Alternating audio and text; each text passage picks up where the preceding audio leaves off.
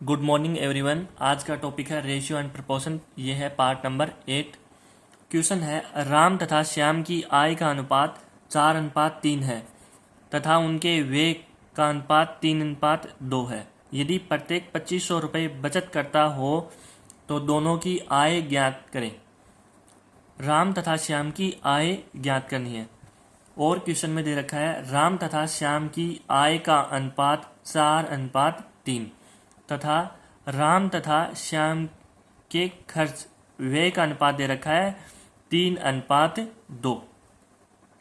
यहाँ से राम की आय तो बन जाएगी 4x तथा श्याम की आय बन जाएगी 3x, क्योंकि राम की आय का अनुपात है 4 और श्याम की आय का अनुपात है 3। बचत दे रखी है 2500 रुपये क्वेश्चन के अंदर तथा आय माइनस खर्च बराबर होता है बचत। इनकम माइनस एक्सपेंडिचर बराबर होती है सेविंग। तो यहाँ से अपन आय माइनस बचत, बचत को लेफ्ट साइड में लेके आ जाएंगे। आय माइनस बचत बराबर हो जाएगा खर्च। अब आगे राम की आय देखो 4x है माइनस राम की बचत है 2500 और अनुपात लेंगे।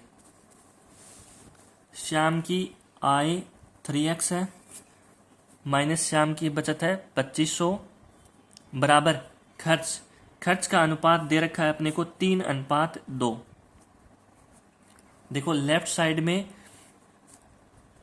राम की आय माइनस बचत, ये बन गया राम का खर्च और अनुपात लिया है अपन ने श्याम की आय माइनस बचत, ये बन गया श्याम का खर्च। तो लेफ्ट साइड भी खर्च का अनुपात है और राइट साइड भी खर्च का अनुपात है, क्योंकि क्वेश्चन के अंदर अपने को खर्च का अनुपात दे रखा है, इसलिए अपन बचत को लेफ्ट साइड में लेकर आए थे। अब क्रॉस प्रोडक्ट कर देंगे और इक्वेशन को सोल्व कर लेंगे।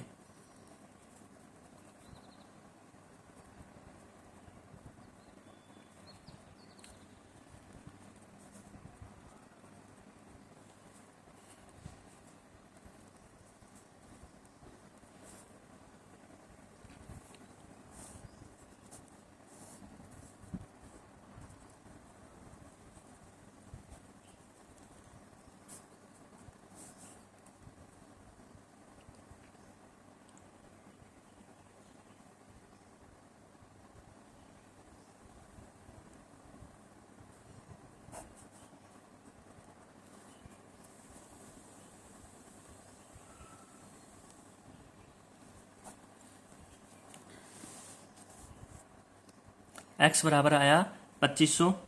राम तथा श्याम की आय पूछी है। राम की आय है 4x तथा श्याम की आय है 3x।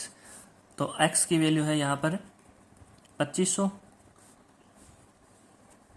तो राम की आय आ गई यहाँ से 10,000 और श्याम की आय आ जाएगी 3 गुणा 2500, ये आ गई 7,500 रुपये।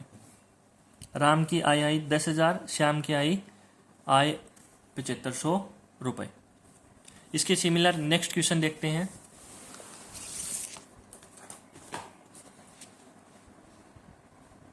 क्वेश्चन है राम तथा श्याम की आय का अनुपात 5:6 है तथा उनके व्यय का अनुपात 7:9 है।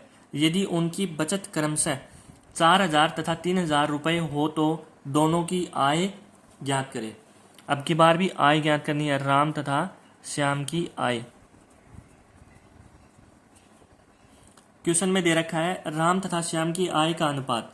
राम तथा श्याम की आय का अनुपात दे रखा है 5:6। आय का अनुपात दे रखा है 5:6। यहाँ से राम की आय बनी 5x तथा श्याम की आय बनी 6x, क्योंकि राम की आय का अनुपात है 5 और श्याम की आय का अनुपात है 6। उनके व्यय खर्च का अनुपात, एक्सपेंडिचर का अनुपात दे रखा है राम तथा श्याम का 7:9। बचत दे रखी है, राम की बचत है 4,000 रुपये तथा श्याम की बचत है 3,000 रुपए। दोनों की अब की बार अलग अलग बचत है, तो फॉर्मूला अपन वही लगाएंगे, आय इनकम माइनस खर्च या व्यय एक्सपेंडिचर। इनकम माइनस एक्सपेंडिचर बराबर होता है बचत या सेविंग। यहाँ से बचत को लेफ्ट साइड में ले जाएंगे और खर्च को राइट साइड में, तो ये बन जाएगा आय माइनस का बचत बराबर खर्च।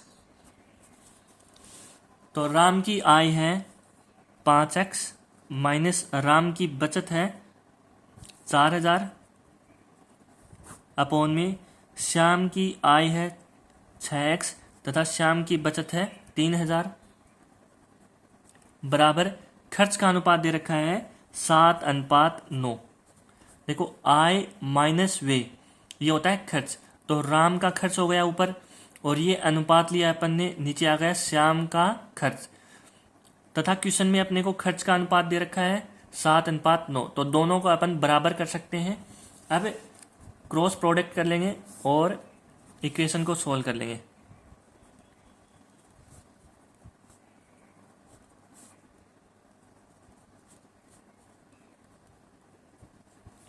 बयालीस एक्स को लेफ्ट साइड में लेके आएंगे तो 45x माइनस का 42x बराबर माइनस का इधर है 21,000 और ये माइनस का 36,000 राइट साइड में जाएगा तो प्लस का हो जाएगा 36,000। ये इधर बचा 3x बराबर इधर आया 15,000, तो यहाँ से x बराबर हो जाएगा 15,000 बटे में 3, x बराबर आया 5,000। अपने को क्वेश्चन में पूछा है राम की आय तथा श्याम की आय, तो राम की आय तथा श्याम की आय, राम की आय 5x है तथा श्याम की आय है 6x।